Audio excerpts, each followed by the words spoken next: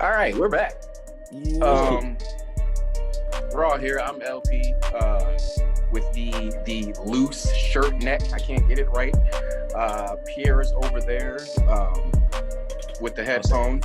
Yeah, okay. With a freshly cut haircut. Last week he had a different style. And down low we got Jon. Jon, how many weeks away are you from being able to walk?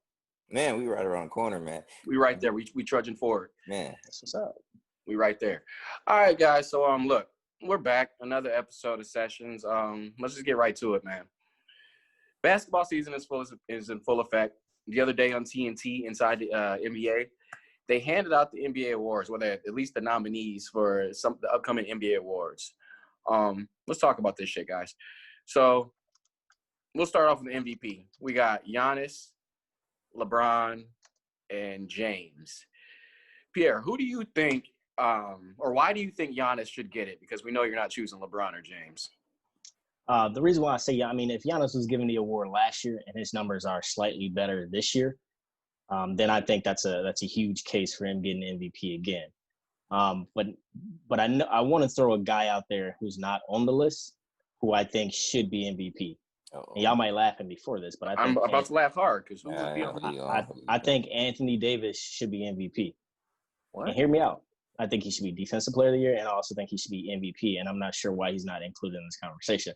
Not sure why it's only three guys on the ballot, but I think Anthony Davis should have a good shot of being there. He is balling for one on the offensive end, but on the defensive end, he's balling two, and his team is first place in the Western Conference, which is a harder conference.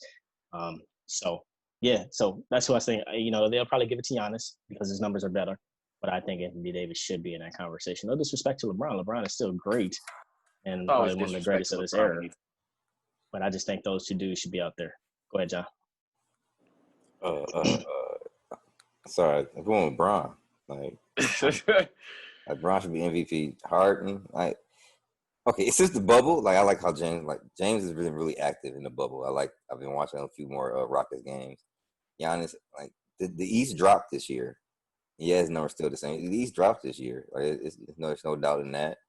Even though there's more teams spread out, but it's not the same kind of intensity. Orlando clinched the 8th, if you want to wonder about how much they dropped. Orlando clinched the 8th. Orlando is a spot where folks is supposed to even playing at. So the Eastern dropped off, and when all those years when Brown was dominating the East, there's always that asterisk behind it.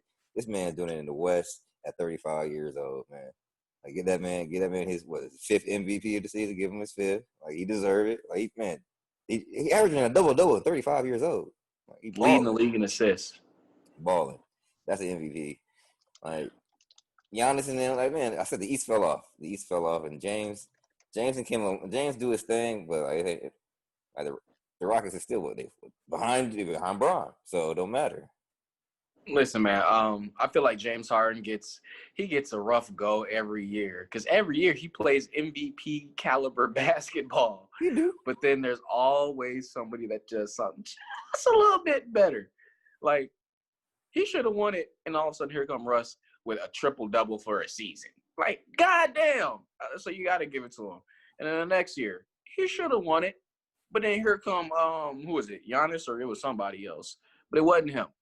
So I feel like he gets a rough go. He's always going to be how Kevin Durant feels, number 2. You know what I mean? So I say James will come in third. Between Giannis and LeBron, Giannis is going fucking crazy, man. This nigga averaging, he'll give you 37-15 on a light night. On a light night. Wow. And now he pulling up from 3 like it's nothing. But LeBron, damn James. I'm sorry. Like John said, I don't want to echo everything. He's 35. He's leading the league in assists. He's controlling every aspect of the basketball game. He takes nights off when he feels like it, and then he just facilitates. When he scores, he needs to. He knows exactly what the team needs. I mean, imagine if his teammates hit the shots that he passed them to. I mean, god dang. Imagine. Hey, can I jump in here? Can I jump in here real quick? I said LeBron, so of course you're going to jump in. I mean, y'all both said this, but what does his age have to do with anything? LeBron is the greatest. One of the greatest athletes that I've ever seen. So, yes, he's still playing ball at the age of 35. You want to know what age has to do? Yeah. Clyde Drexler retired at 30-something, 34. Yep. Karl Malone, he played a little late in his career, but at 35, struggled. Jordan, I love Jordan. You know how I feel about Jordan. That man hit 35, 36. Come on now. Athletes hit 35, 36. We're like, how are you still on a roster? Like some 35-year-olds, they'll even know how great they were. Like that's about it. Like the way he's keeping himself in shape, like how he get him down the court. Like he's still hanging out here with these cats. It's not like he's not hanging. He dominated. I give y'all that, but so then you correcting my words then. But we're talking about the best athlete to ever play basketball. What's your point? Like, he's still doing it. So when you compare him to these other dudes who couldn't play at that age, like this is not surprising that LeBron is still dominating, even though he came out of high school and has played longer and is that age. I mean, I'm not surprised that LeBron is still playing well, I guess is what I'm saying. No matter what his age is. I think he could probably play to 40. So that's where he gets penalized. He gets penalized because – go ahead, John. He does. What you saying? Go ahead. I'm agreeing with you, cuz. Yeah, no, he gets penalized because you expect it from him. Like, all you expect this. Goodness. Like, just because you expect it, shouldn't he get more credit that he's meeting and exceeding these expectations time again? And is there anybody in the league that you can actually say right now that is having a bigger impact on their team? It's close with Giannis. But it's not. Anthony Davis, my man. Anthony Davis. How is Anthony Davis? A bigger impact on his team, or just as big. Anthony Davis is averaging 26 points per game and 9.4 rebounds, but also 3.2 assists and a crazy amount of blocks as well. I don't know the block stats, but Anthony Davis, he arguably is the best player on the Lakers, right? Arguably, if you take him off that team, the Lakers not making the playoffs. It always kills me when people say arguably. Like, if you say, arguably, like, it's an argument. No, like, okay, he is the best player on that team. If you take LeBron James off the Lakers, you have the Pelicans.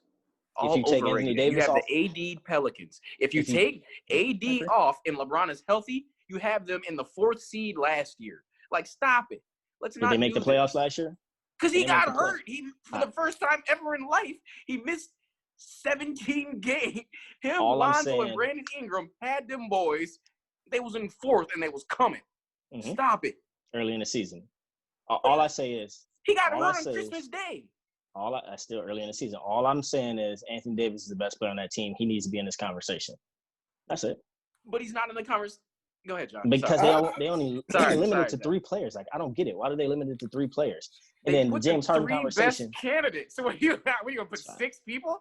You can have the whole damn East. You at least put 4. Shit. But all right, whatever. That's cool. Y'all say LeBron. I say the cut. That's fine. Okay. I would like to disagree. So okay. Once Bron wins the MVP this year, and then if there are others, the only way the Lakers aren't winning the chip if the others aren't knocking down shots. Right. Otherwise, it's going to be theirs. Like it's easy. Defense. Yeah, I see your defense. I remember the defensive struggles they've been having with folks, but also when folks is knocking down shots, their confidence comes more. These cats ain't knocking down shit, and so they ain't playing no damn D either. Getting ran past and shit. Like, if these cats can knock down some shots, like, the Lakers finna win a chip again. Like, I actually like what Kuzma's been doing. Other than Kuzma, none of these niggas is going to hit a shot for LeBron. Like, with AD and LeBron, if it's not them, man, you would find Kuzma. Man. Caruso, they're going to have to play like waiters. They're going to have to play. He been hooping. Cheese will go in. He don't care. Man, he ain't afraid. I don't like JR. Oh, JR don't look ready. See? JR hurt my feelings, man. I was trying. Come on, man. I was trying to have faith with the brother. Like, he ain't looking ready at all. He ain't looking ready. But you can say the same thing about Giannis. If you take Giannis off that team, Milwaukee's in a lottery. And then on top of that, if Giannis doesn't come ready every night to give me 30, they have no shot in the playoffs, even in the East. But Giannis comes ready every single day. He does. But he shouldn't be penalized for that, though, right? Here's the thing, though. Same as Brown, no. He's getting penalized for LeBron. He's in the East. Let's stop it. Like, let's stop it. You know? Orlando made. Orlando clinched the East yesterday.